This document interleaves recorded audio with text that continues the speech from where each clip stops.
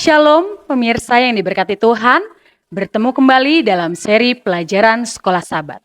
Sebelum kita melanjutkan pelajaran Sekolah Sabat kita, mari kita sama-sama berdoa. Bapa kami yang di sorga, terima kasih untuk berkat Tuhan yang boleh kami rasakan hingga saat ini, di mana kami akan mempelajari pelajaran Sekolah Sabat. Kiranya Tuhan mengurapi kami dengan Roh Kudus-Mu sehingga kami boleh mengerti dan kami boleh aplikasikan apa yang menjadi pekabaran firman Tuhan melalui pelajaran Sekolah Sabat ini. Terima kasih banyak Bapa, dalam nama Tuhan Yesus kami telah berdoa dan mengucap syukur. Amin. Pelajaran Sekolah Sabat kita Minggu 12 Mei 2024 berjudul Janji Kedatangannya Kembali. Para pembaru Protestan dan para pengembara yang berangkat dari Belanda ke dunia baru merindukan kedatangan Yesus. Bagi mereka, kedatangan Kristus yang kedua kali merupakan peristiwa yang menggembirakan sangat mereka nantikan. John Cliff menantikan kedatangan Kristus sebagai pengharapan gereja. Calvin berbicara mewakili semua tokoh reformasi ketika ia berbicara tentang kedatangan Kristus yang mulia sebagai peristiwa yang paling menguntungkan. Bagi pria dan wanita yang setia kepada Allah, kedatangan Kristus yang kedua kali adalah suatu yang harus disambut, bahkan sesuatu yang harus ditakuti. Bacalah Yohanes 14 ayat 1-3, 1 Tesalonika 4 ayat 13-18 dan Titus 2 ayat 11-14. Yohanes 14 ayat 1-3 berbunyi, "Janganlah gelisah hatimu, percayalah kepada Allah, percayalah juga kepadaku. Di rumah Bapakku banyak tempat tinggal. Jika tidak demikian, tentu aku mengatakannya kepadamu. Sebab aku pergi ke situ untuk menyediakan tempat bagimu. Dan apabila aku telah pergi ke situ dan telah menyediakan tempat bagimu, aku akan datang kembali dan membawa kamu ke tempatku, supaya di tempat di mana aku berada, kamu pun berada." 1 Tesalonika 4 ayat 13-18 berbunyi, "Selanjutnya kami tidak mau, saudara-saudara, bahwa kamu tidak mengetahui tentang mereka yang meninggal, supaya kamu jangan berduka cita seperti orang-orang lain yang tidak mempunyai pengharapan. Karena jikalau kita percaya bahwa Yesus telah mati dan telah bangkit, maka kita percaya juga bahwa mereka yang telah meninggal dalam Yesus akan dikumpulkan Allah bersama-sama dengan Dia. Ini kami katakan kepadamu dengan firman Tuhan.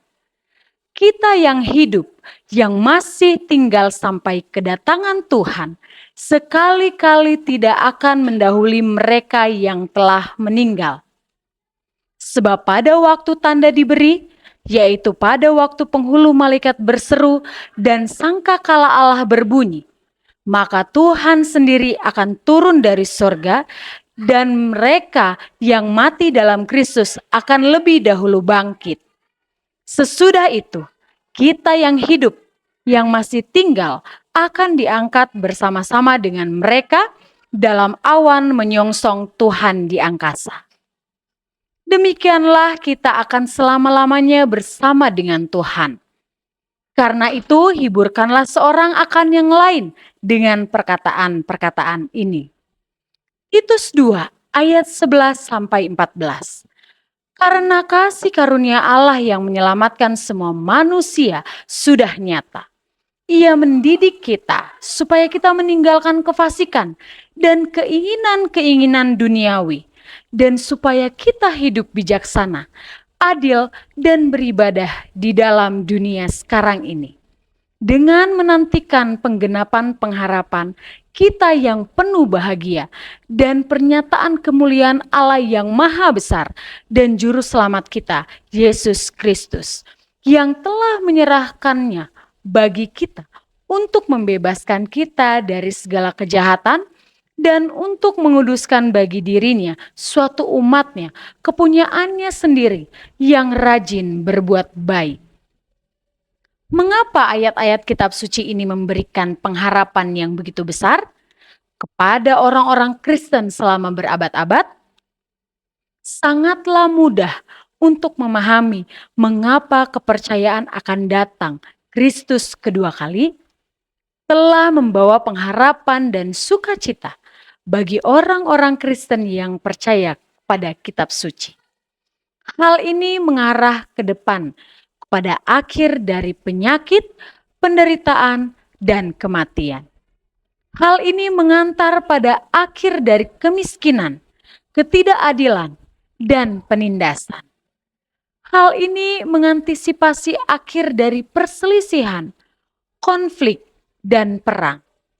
Hal ini meramalkan dunia masa depan yang penuh kedamaian, kebahagiaan, dan persekutuan yang kekal dengan Kristus dan orang-orang yang telah ditebus dari segala zaman untuk selama-lamanya.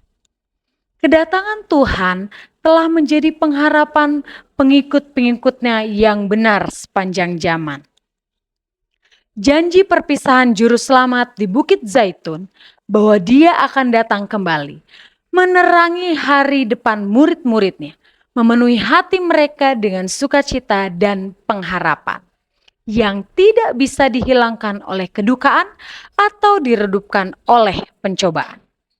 Di tengah-tengah penderitaan dan penganiayaan kembalinya Allah dan Juru Selamat kita Yesus Kristus adalah pengharapan yang berbahagia. Pada waktu orang-orang Kristen Tesalonika dipenuhi duka cita, sementara mereka menguburkan kekasih-kekasih mereka yang telah berharap tetap hidup untuk menyaksikan kedatangan Tuhan, Rasul Paulus, guru mereka, menunjukkan kepada mereka kebangkitan yang terjadi pada waktu Juru Selamat datang.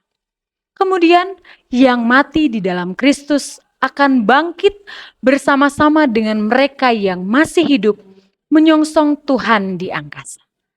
Karena itu, katanya, hiburkanlah seorang akan yang lain dengan perkataan-perkataan ini.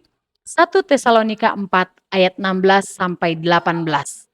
Ellen G. White dalam Kemenangan Akhir halaman 257. Mengapa kedatangan kedua begitu penting bagi iman kita? Terutama karena kita tahu bahwa orang mati tidur. Lihatlah pelajaran 10, mengapa ajaran ini begitu penting? Tanpa ajaran ini, mengapa kita seperti yang Paulus katakan, berada dalam situasi yang sama sekali tidak berpengharapan? Lihatlah dalam 1 Korintus 15 ayat 15 sampai 18. Demikianlah pelajaran sekolah sahabat kita. Kiranya Tuhan memberkati kita semua. Marilah kita sama-sama berdoa. Bapa kami yang bertahta dalam kerajaan sorga, terima kasih untuk pelajaran sekolah sahabat yang boleh kami dengarkan dan kami pelajari saat ini. Biarlah urapan Roh Kudus Tuhan membantu kami untuk mengerti mengenai peristiwa kedatangan Tuhan yang kedua kali. Sehingga kami boleh didapati selamat ketika Engkau datang kedua kali melalui iman percaya kami kepada Tuhan. Ajarilah kami untuk setia kepadamu ya Bapa sampai pada kesudahannya. Inilah doa permohonan kami. Di dalam nama Tuhan Yesus kami telah berdoa dan mengucap syukur. Amin.